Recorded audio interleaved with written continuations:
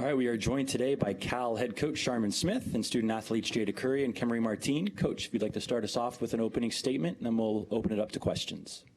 Yeah, just thank you for having us. Super excited about this season and this group that we have. Great group of veterans returning, and then a lot of great additions for our team. So looking forward to getting back on the court. Open it up for questions. We'll start with Kevin over there at the right. Just a reminder to please state your name and affiliation. Kevin Dana, Pac-12 Networks. Coach, you guys are going to be playing in the first nationally televised game on NBC for a women's college basketball game when you go back to your hometown of St. Louis to take on Notre Dame. I was just curious, your thoughts on kind of the growth of women's basketball to get to a point where NBC is airing a game, and also what it's like for you to come home. And I think I read that this is your first time as a player or coach after high school back in St. Louis. Yeah, this is my first time returning to St. Louis for a game, right? I've been to visit my family, but this is the first time that I'll be participating in a basketball game in St. Louis. So I know my family and friends are super excited to see me at home. It's just a great opportunity for our program.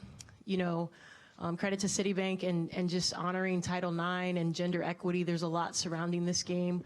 We'll be doing some activities in, you know, the community in St. Louis, the Matthew Dickey Boys and Girls Club, which is, you know, kind of where I learned the game. And I know it's special to Niele as well, and happy for her too that she gets to experience this in St. Louis. Go over here on the left to Alex. Alex Simon with the Bay Area News Group. Jada, to come off of the season that you have, I mean, the first freshman to ever lead the conference in scoring for a season, how have you felt your game has progressed from where it was in March to where it is as we kind of get ready for November here? Yeah, I focused this summer a lot on improving my mental side of the game. Also, a big emphasis for me is being able to be a better two-way player. A big emphasis is the defensive end for me this year. But yeah, like I said, just watching a lot of film, watching the film from last year and just learning from it.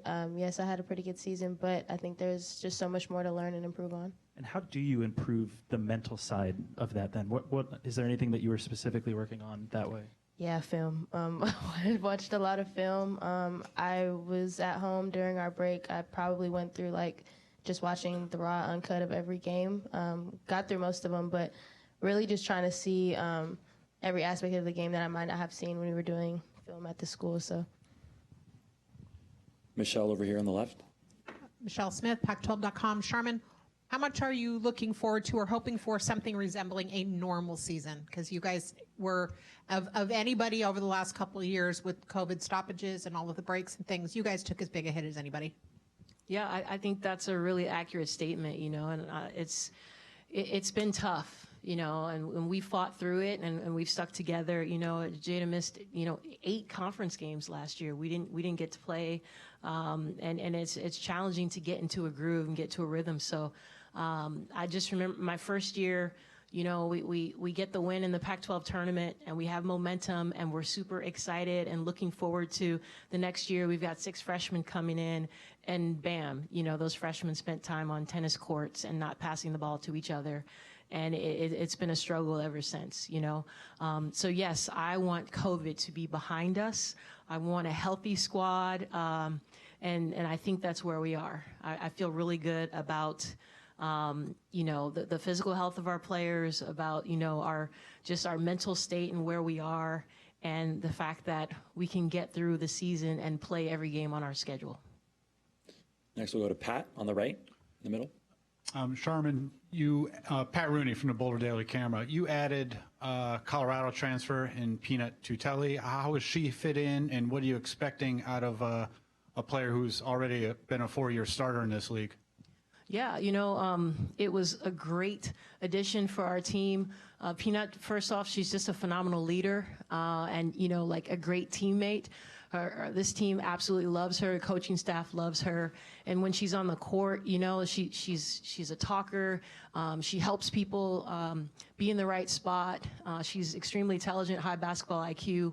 And it's really made a difference, and we're super excited to have her. And I think, you know, just watching Colorado's growth, and, you know, had some struggles in Peanut's earlier seasons, and then, they end up in the NCAA tournament, and that's the same type of growth we want for our program, and we think Peanut can be a big part of getting us to the postseason. Go to Matthew in the front on the left. Hi, Coach. Matthew Walter from the Next. Jada kind of talked about it, but last year you guys really struggled on the defensive side of the ball. What are some of the things you guys saw over the offseason and really worked on to try to improve on that side of the floor? I mean, I think the new additions that we have to our team, and again, getting people healthy will allow us to be a better defensive team. But we've emphasized, ball containment and also our rotations when someone does get beat. Like, I think we can be a lot better at moving early and anticipating things as opposed to reacting and moving late. So we'll definitely be a better defensive team.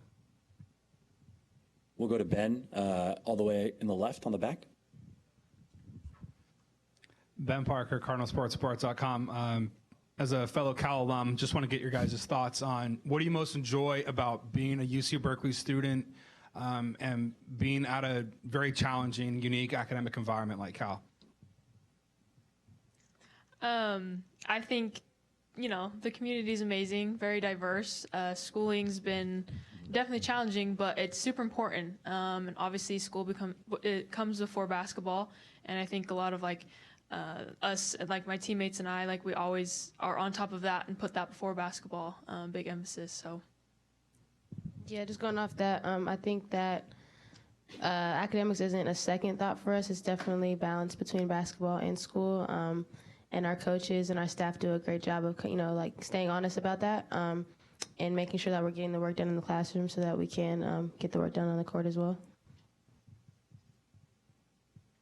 Cindy over here on the right. Cindy Brunson, Pac-12 Networks. Coach Charmin Smith, what do you want your Cal Bears to be known for this season? I don't think that's changed. We play extremely hard, and we're going to always be a team that plays hard and competes regardless of the circumstances. We compete. You guys have seen that. You'll continue to see that. And now, again, with Kemery and Peanut and Claudia and Amaya and much improved, Jada, Leilani, Ave, Charisma being healthy, we're going to compete and we're going to win, right? So it's time to take that next step, and I think we can really be successful, not only in the non-conference, but carrying it over to Pac-12 play as well. On the left, Ann. And with the Pac-12 Networks, ladies, join in. Will this be a guard-oriented team at first that will get the bigs a little bit more in the flow, if you will, but a little guard emphasis at first? That's a great question. Interestingly enough, was it Saturday at practice? We had Ashley Walker and Devaney Hampton come to practice. Ashley was inducted into the Cal Hall of Fame, so they were both there. And I was like, you guys got to come. Those two are the reason why I'm at Cal. I mean, I just remember being a coach at Stanford and watching that and being like, I want to coach that. It just was, they were so dominant. And that has been Cal basketball for some time. You go to then Rashonda and Talia and Jen Brandon, and, you keep going to Christina Nigwe. And now there is a bit of a shift in that we're trying to spread the floor and give more space for these dynamic guards that we have in Leilani and Jada and Kemery and Amaya and KO and Mia. I mean, it's going to be something really special, but that doesn't mean that we don't have a post presence. It's a different type of post look in that our post players are extremely versatile. Peanut can shoot it. Claudia can shoot it. Abe's been working on her three-point shot. We've got some perimeter-oriented post players that can work, and so it's not that pounded in Devaney Hampton type look. But we need our post just as much as we need our perimeter play. Go to Alex here in the front row on the left.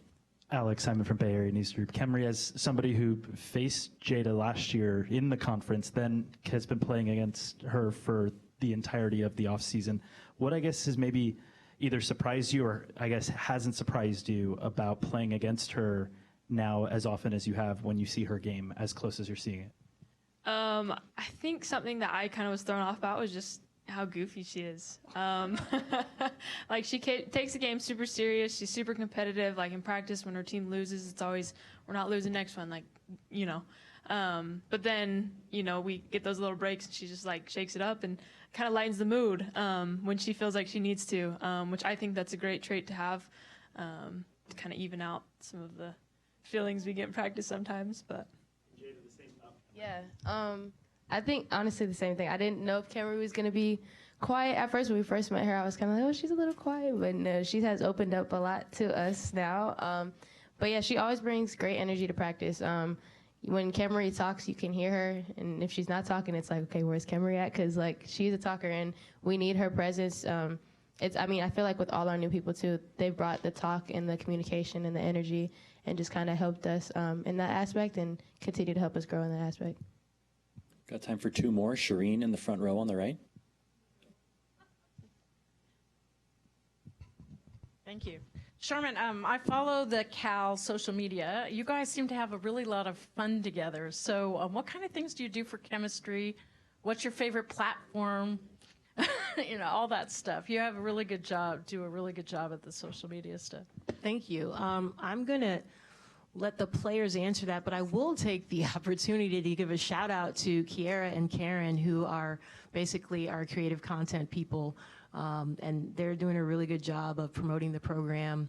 But these guys they make it easy, right? So I don't know, what are your favorite platforms? What do we do for chemistry and camaraderie? What do you guys think? Yeah, so if you see our Instagram page, you might see the TikToks that we make a lot. We do TikToks, but I think a lot of the content that gets posted is kind of like really just us goofing off. Like it's nothing where it's like really planned all the time. It's more uncut and kind of like just catching us in the moment. But even in the sense of like team bonding, we do fun stuff. We went to this ropes course, I think like a couple of weeks ago or something like that. And obviously the Spain trip that we went on was super fun. But I think as a team, we just have a really fun time, and we know how to have fun with each other. And it's very, very natural, not awkward with nobody. So. Time for one more. Kylan in the back on the left. This will be our last one.